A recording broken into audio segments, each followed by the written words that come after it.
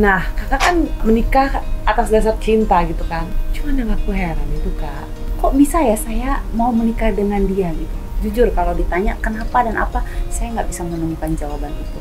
Yang tepat mungkin gini, saya bodoh.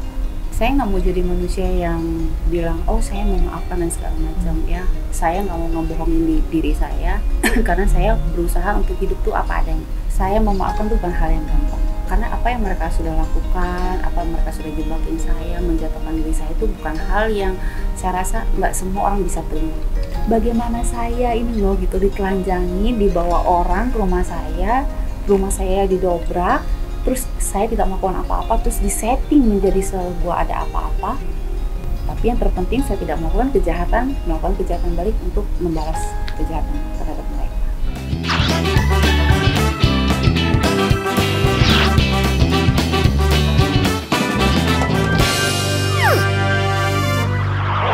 halo semuanya, kembali lagi di konten Istri-Istri Bahagia. Nah, kali ini aku pengen ngulik-ngulik dengan bintang tamu Kak Angel Lelga. Kalian penasaran seperti apa? Nah, aku pengen ngobrol-ngobrol seru bareng sama Kak Angel. Assalamualaikum Kak Angel. Waalaikumsalam. Sore, akhirnya aku ketemu sama Kak Angel. Kak Angel, aku izin mau tanya sebelumnya. Boleh. Kabarnya gimana Kak? Alhamdulillah baik. Baik ya, aku kepo nih dan mau mewakili ibu-ibu yang ada di rumah. Planningnya ke depan memang pengen menjarain ya katanya. Kan udah divonis nih yang sekarang nih, udah divonis kan masuk lagi yang kedua kali gitu. Maksudnya yang ketiga ada kah mungkin dalam waktu oh itu bukan wewenang saya, karena kalau misalnya ada lagi atau bagaimana ya itu bukan wewenang saya juga. Kan pastinya laporan saya semuanya berjalan atau enggak yang sebelum-sebelumnya itu juga bukan wewenang saya. Saya juga menunggu update dari kantor polisi nanti seperti apa gitu kan. Ya karena memang itu perbuatannya ya sudah dilaporkan di kepolisian, ya dia harus bertanggung jawab gitu. Kalau masalah berapa kali lagi atau bagaimana ya bukan wewenang saya, karena saya nggak punya wewenang untuk nangkap orang apalagi menjarain orang. Berarti kemungkinan terbesarnya ketiganya ada ya kayak. Bukan saya katakan saya nggak mau berprediksi atau apa. Yang penting buat saya pada saat saya sudah difitnah atau saya menjadi korban, semua alat bukti dan saya yang dirugikan saya sudah laporkan. Dan memang itu polisi yang akan buka apa enggak, polisi yang mau menjalankan apa enggak, itu hak dari aparat semuanya gitu. Jadi kita tunggu aja. Tunggu yang ketiga. Nggak tahu, saya nggak tahu. Tapi semoga masalah Kak Angel cepat selesai ya Kak. Alhamdulillah. Aku turut sebagai wanita juga turut merasakan ketika harga dirinya diinjak-injak gitu loh Kak. Sama Kak Angel kan pasti, Kak Angel tuh kan cewek cantik. Aku sempat ketemu di salah satu event, Kak Angel pakai baju India. Pokoknya mempesona banget. Tiba-tiba adalah suatu pernikahan yang sangat viral waktu itu kan. Satu Indonesia tahu Beauty and the Beast itu. Nah, kakak kan menikah atas dasar cinta gitu kan, atas dasar mau beribadah dan lain-lain. Cuman yang aku heran itu Kak, kok mau gitu? Nah, pertanyaan semua orang begitu tuh.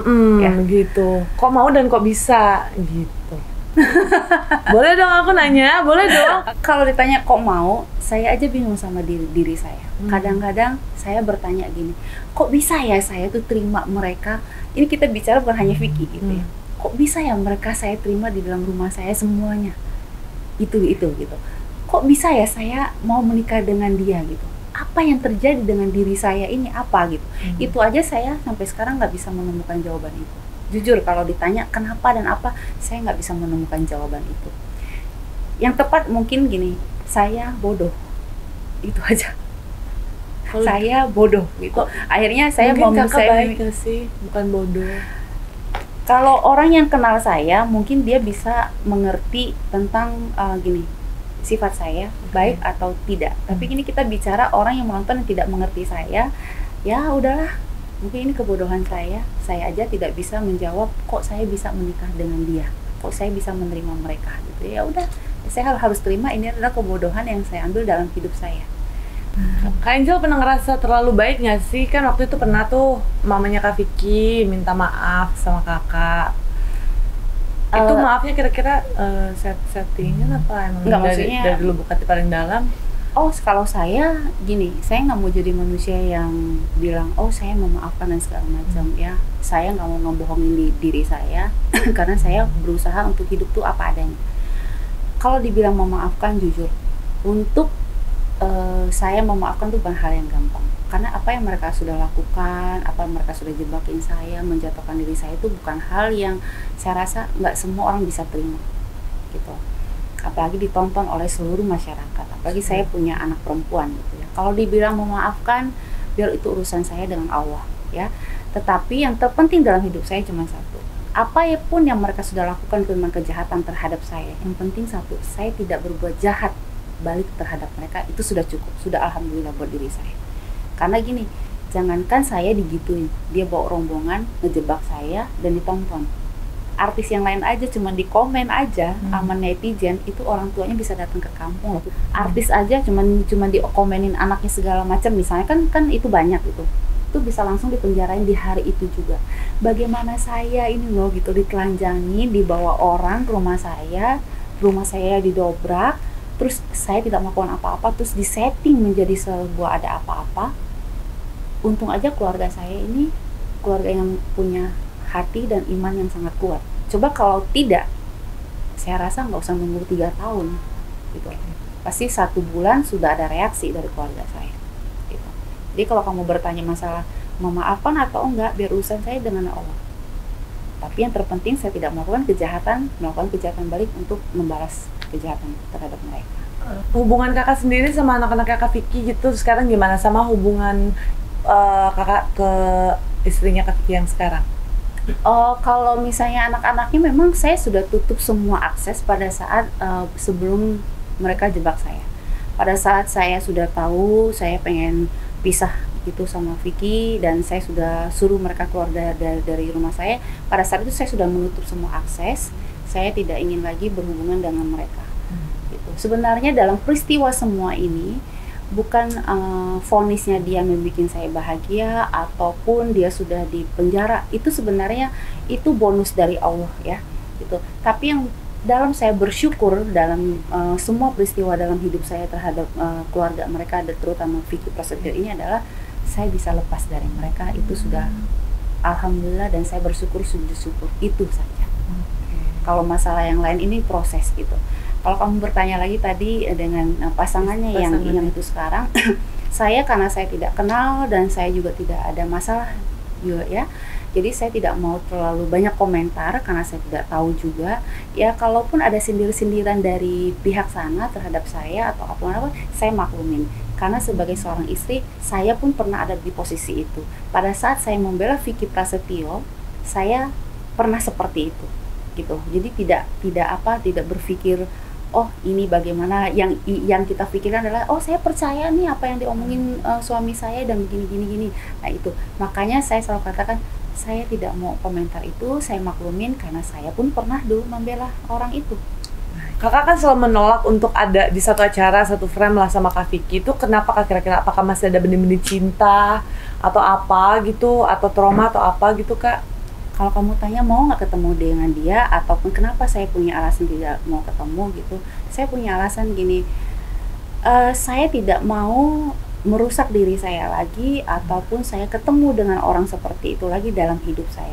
Jadi lebih baik daripada bikin masalah ataupun nanti ada apa-apa, lebih baik saya berdoa jangan dipertemukan, atau saya memang tidak mau ketemu lagi walaupun ada televisi yang menawarkan harus begini.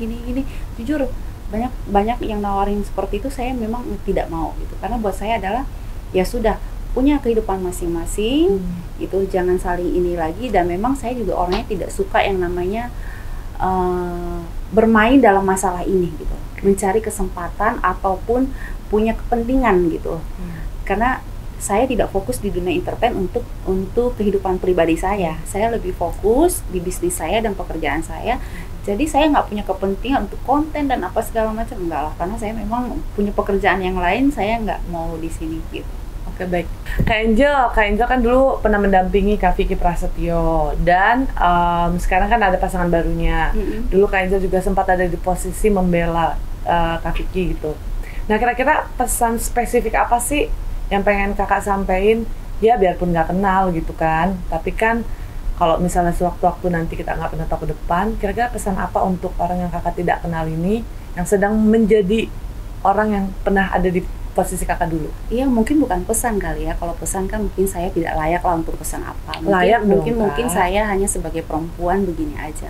Sebagai sesama perempuan ya, saya mendoakan semoga yang sekarang ini bisa apa ya, lebih punya power untuk bisa merubah mereka satu keluarga, terutama Vicky Prasetyo, dan juga mempunyai apa ya, keikhlasan yang luar biasa. Semoga saja ini yang terakhir yang dilakukan terhadap saya, semoga tidak terjadi sama perempuan-perempuan yang lain. Itu Amin. terutama sama istrinya yang sekarang gitu. Itu doa saya. Kalau pesan sih saya nggak mau pesan lah, kan saya bukan siapa-siapa gitu. Doanya aja gitu. Salut aku sama Kak Angel. Makasih ya Kak untuk kesempatannya. Sama-sama. Sudah mau menjawab pertanyaan-pertanyaan dari aku. Makasih. Makasih ya Kak Angel. Sama-sama, Sehat sukses selalu.